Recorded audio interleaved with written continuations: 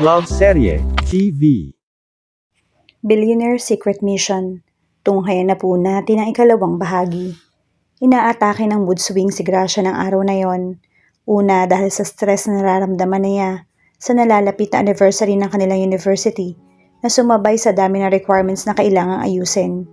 Pangalawa dahil kay Dean na hindi niya alam kung paano pero napalambot ng kanyang puso at napapayag na tulungan ito sa binabalak na pagsorpresa kay Leah. Kinausap kasi siya ng lalaki na nakaraang araw at pinakiusapan na tulungan mag-propose sa pinsan niya. At kahit na anong tanggi ang gawin, hindi siya tinitigilan nito hanggang sa huli ay napasuko rin siya. Ano, naa-abnormal ka na naman ba? Salubong ni Tony pagpasok niya sa cabin. Nakasalampak ang kaibigan sa sofa habang nakataas sa center table ang mga paa. Hawak nito ang cellphone kaya naisip niya naglalaro na naman ito ng online game. Naka-wifi kasi ang buong greenhouse, kaya libre-libre sila sa internet. Nakasimangot na dinagana ni Gracia ang lalaki at sinusuntok-suntok sa braso na ikinaigik nito pero hindi niya tinigilan. Ganoon ang ginagawa niya kapag na-frustrate siya at nai-stress. Nagkataon lang talaga na si Tony ang una niya nakita. Hoy, Amazona, tigilan mo nga ako, idedemanda kita sa pambubugbog mo sa akin.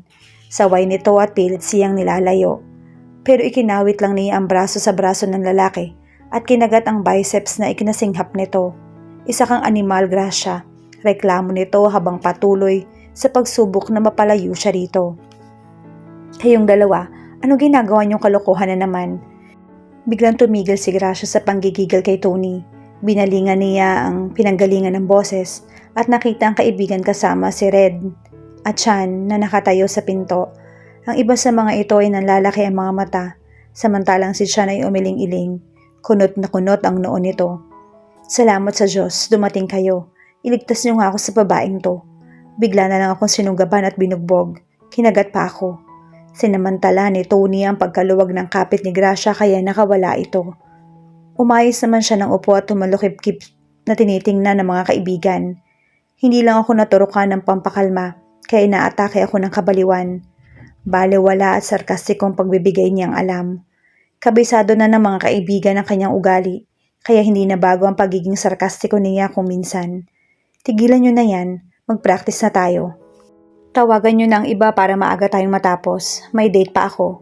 Pagkasabi niyon, tumikim pa si Red bago basta na lamang sila nilagpasan at nauna nang pumasok sa dance studio. Napailing-iling na lang si Gracia at tumingin sa kaibigan na ang lapad ng ngiti. Ang lakas talaga ng tama sa'yo ni Presidente. Ang haba ng hair mo, girl. Nakangising panunokso niya sa kaibigan na kinindatan lamang siya. Nagkanya-kanya na sila ng paghahanda para sa practice. Maya-maya, tumayo si Gracia at nilapitan si Jessa para sana isa-isang project nila na ang babae ang kasama. Je, kailan natin gagawin yung project natin? Tapusin na natin para mabawasan ang gagawin. Suwestyon niya. Gawin mo. Excited ka eh. Pabalang na sagot ni Jessa na hindi man lamang nag-abalang bumaling sa kanya. Busy ang babae sa paglalabas ng mga damit sa bag. Nagsalubong ang mga kilay ni Gracia. Likas na kay Jessa ang pagkakaroon ng mood swings, pero kahit kailan, hindi pa siya sinungitan nito ng ganoon at sinagot ng pabalang. Ngayon pa lang. Tinapik niya ito sa balikat na ikinalingon ng babae, pero ang sama ng tingin nito sa kanya. Anong problema mo? Hala, may ginagawa ba siyang kasalanan at bakit naging ganoon ang pakikitungo ni Jessa sa kanya? Tigilan mo nga ako, pagod ako. Get lost. Sikmat nito. Pagkatapos ay naglakad na palayo bit-bit ang bag. Nagtaka siya. Ano nangyayari kay Jessa at ang sungit nito? Binalingan ni Gracia ang iba pang mga kaibigan.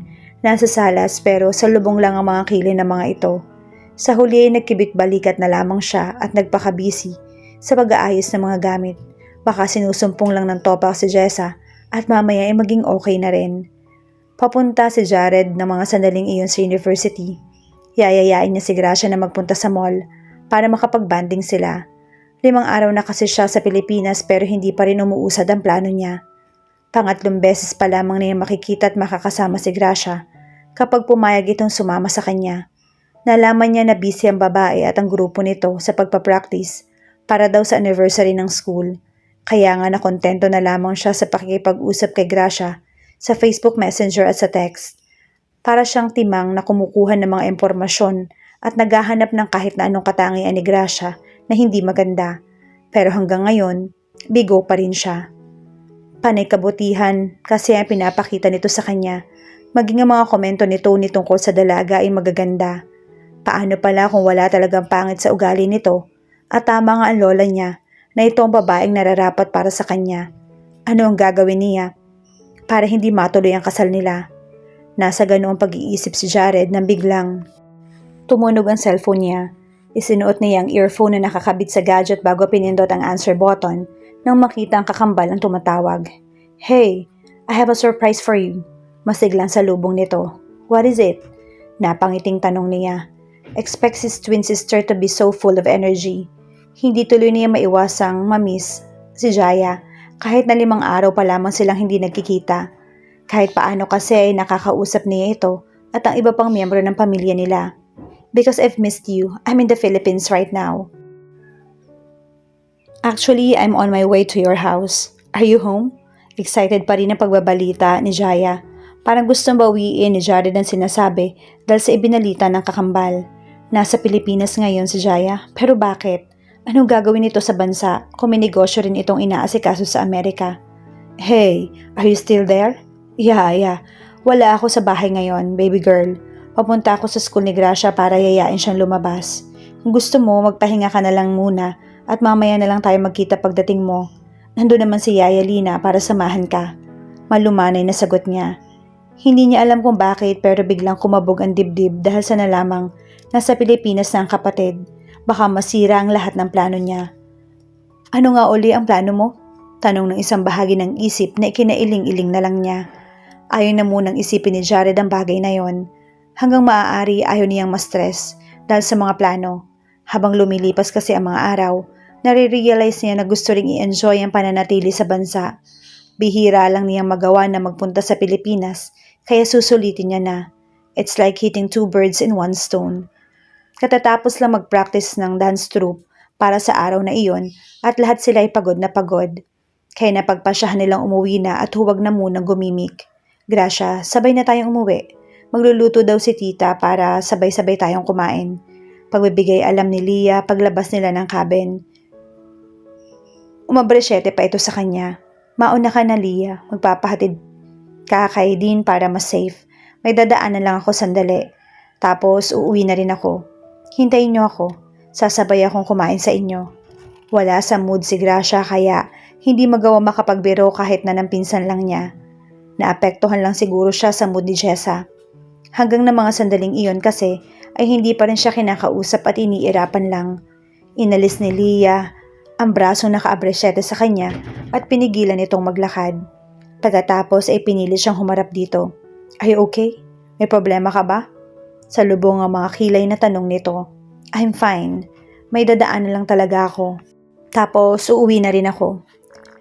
Have some alone time with Dean." Pinilit niyang gabing manukso ang ngiti sa kabinalingan ng lalaking kaagapay na naglalakad ng iba pang miyembro ng dance troupe.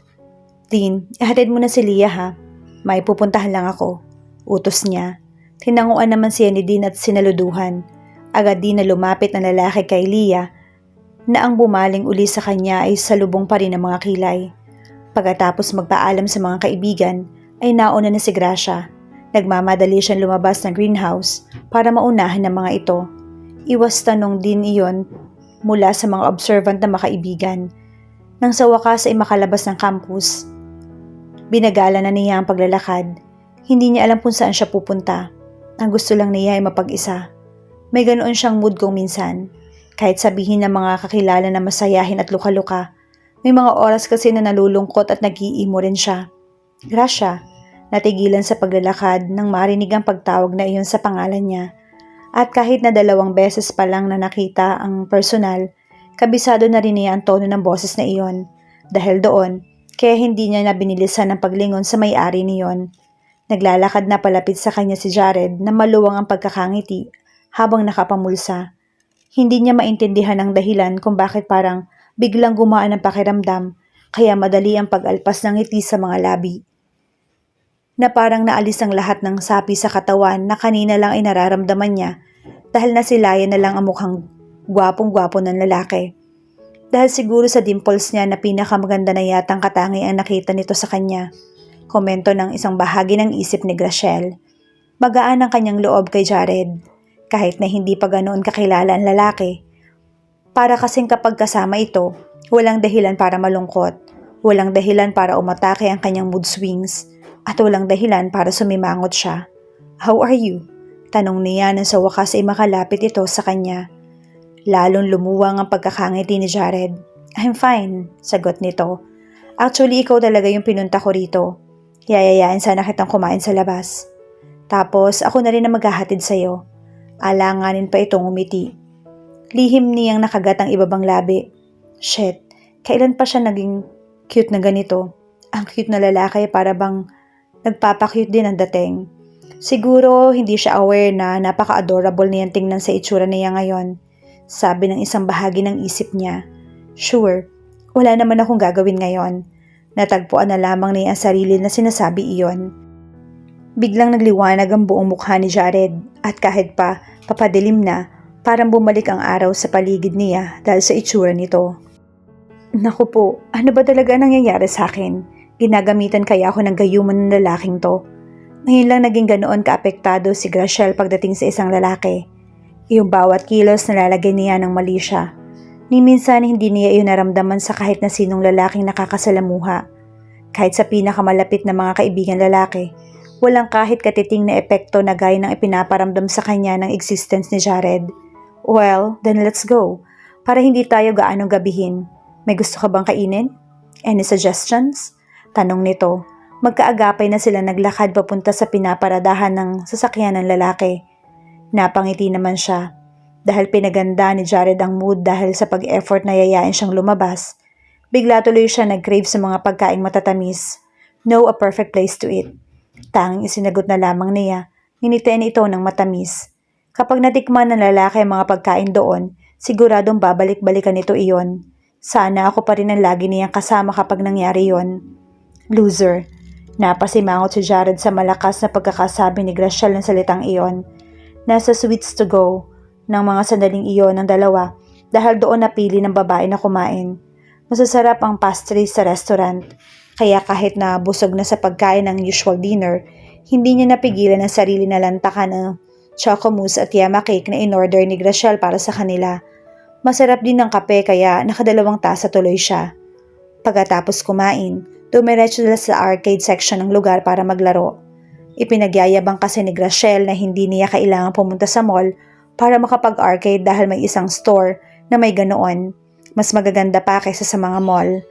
Maraming nakakwentuhan sina Graciel at Jared tungkol sa buhay ng isa't isa. Biglang na-realize ni Jared na wala ngang alam ang babae tungkol sa nakatakda nitong maging kapalaran sa oras na makapagtapos ng pag-aaral. Kung siya nga lang ang masusunod, sinabi na sana niya ang totoo para malaman kung sang-ayon ba ito o hindi. Pero sa huli ay nakaramdam siya ng takot. Kapag hindi sumang-ayon si Graciel sa nakatakda nilang pagpapakasal, ano ang gagawin niya?